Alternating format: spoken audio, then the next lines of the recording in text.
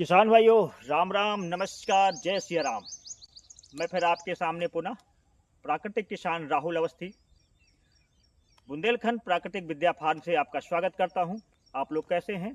आशा करता हूं कि आप लोग स्वस्थ होंगे। फिर भी मैं ईश्वर से प्रार्थना करता हूं आप लोग सदैव स्वस्थ और खुशहाल रहें।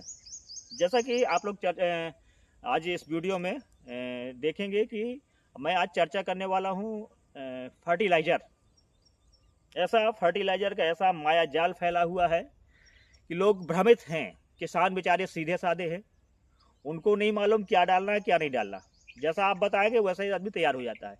इससे क्या है कि एक फर्टिलाइजर नहीं है, nitrogen phosphorus nitrogen phosphorus, calcium, magnesium, boron, potash, molybdenum, manganese, कई पोषक तत्व है, 17 तत्व हैं और कुछ 21 तत्व भी बताए गए हैं इसमें। तो इन तत्वों के चक्कर में किसान बहुत भ्रमित है कि क्या क्या डालें क्या क्या ना डालें। बाजार में बहुत गुमराह किया जा रहा है किसानों को। मुझे आश्चर्य होता है। पहले किसान खेती लोग करते थे, सिर्फ देसी खाद डालते थे, कुछ नहीं डालते थे, देसी खेती होती थी। अब उसको देसी खेती को थोड़ा सा एक बदलाव करते हुए थोड़ा सा उसका नाम दे दिया है प्राकृतिक खेती, नेचुरल फार्मिंग। थोड़ा सा उसमें चेंजेज हो गए हैं और कुछ नहीं हुआ। हम लोग खाद डालते थे, सीधे खाद डंप करते थे, गोबर की खाद।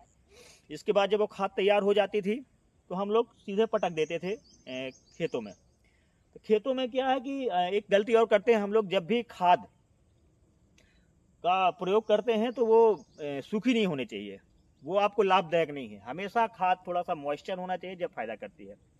तो हम बात कर रहे थे फर्टिलाइजर के बारे में। फर्टिलाइजर मतलब कई ऐसे भ्रमित करने वाले तत्व हैं जो किसानों को नहीं मालूम है। किसान सीधा साधा है, वो नहीं मालूम उसको ये नहीं मालूम। किसान सब समझदार है, मैं ये नहीं कह रहा, सब कुछ जानता है, लेकिन बहुत सारे ऐसे भोले भाले किसान हैं जिनको ये नहीं मालूम कि भैया ये डीएपी में क्या होता है, यूरिया में क्या होता है, पोटास में क्या होता है, कुछ नहीं मालूम। उसने कहा ये डाल दो, वो डाल रहा था, मैं भी डाल रहा हूँ। तो ये ऐसा माया जाल फैला हुआ है। किसान बहुत भ्रमित है, इससे लागत बढ़ रही है, किसानों की लागत कम नहीं हो रही। अगर वो 1 बीघे से मिनिमम 20,000 अगर कमा रहा है तो वो जुताई, बुआई, फर्टिलाइजर, पानी तो वो करके 15-16 हज़ार रुपये वो इसी में चला जाता है उसका। तो उसका क्या बचा?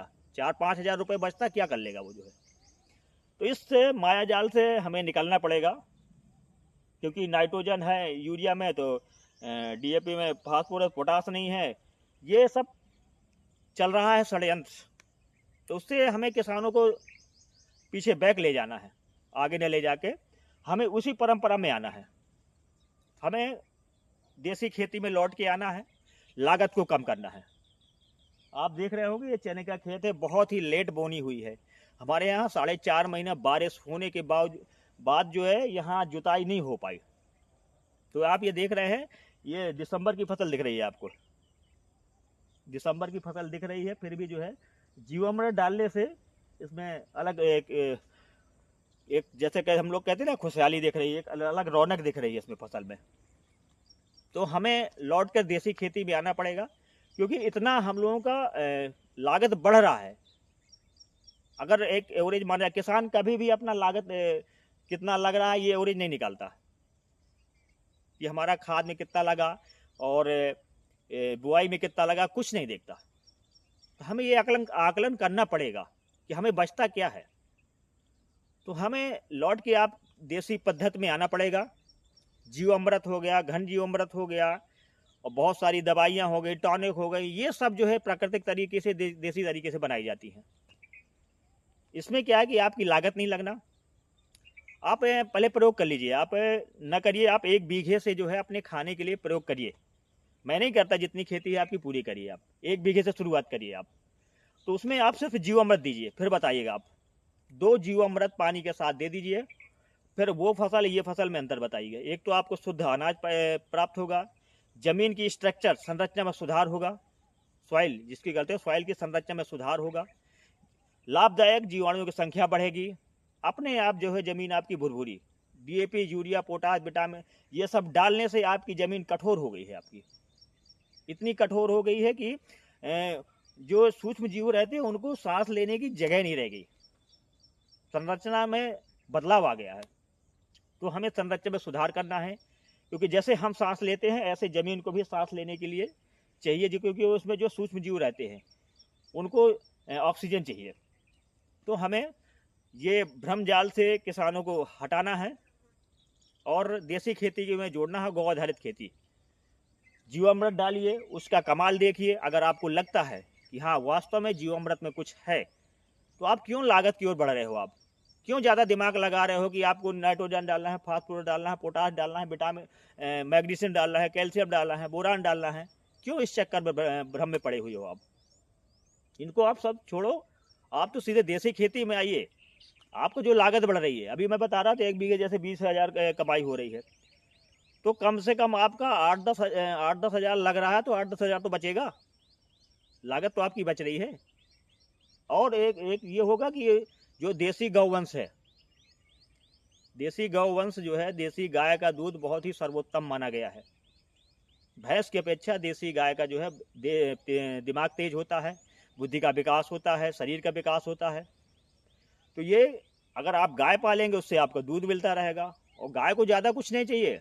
आपके जो यहाँ खरपतवार हैं, जो चारा है, और आपका जो फसल लगती है उससे जो भूसा निकलता है, उससे उसका भरण पोषण हो जाएगा।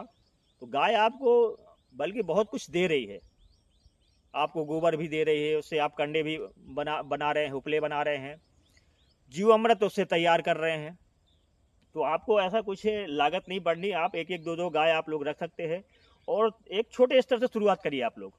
जैसा कि 1 या 2 बीघे से शुरुआत करके आप देखिए, पहले इसका परिणाम देखिए कि हाँ वास्तव में इसका रिजल्ट अच्छा मिल रहा है, हमारी लागत बच रही है, तो आप जो है इसको करिए।